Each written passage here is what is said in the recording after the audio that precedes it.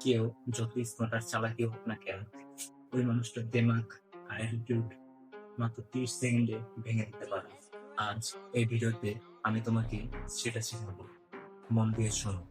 যখন কেউ তোমার সাথে অহংকার করে গর্ব করে কথা বলে, তখন ওই মানুষটার চোখের দিকে একদমই তাকিও না। প্রথমে তার কপালের মাঝখানে তাকাও, তারপর চুলের দিকে।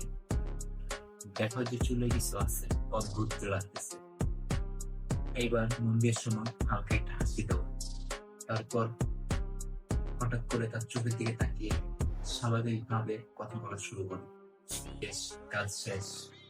এই ছোট কাজটাই তার মাথায় অনিশ্চয়তা তৈরি করবে। ওই মানুষটা নিজের কথাই বলে যাবে, তোমার ব্যাপারে ভাবতে শুরু করবে। তার মনে হবে তার সাথে কিছু অদ্ভুত হচ্ছে। তার পুরো মনোযোগ নিজের দিকেই চলে যাবে, আর তখনই কন্ট্রোল তোমার হাতে চলে আসবে।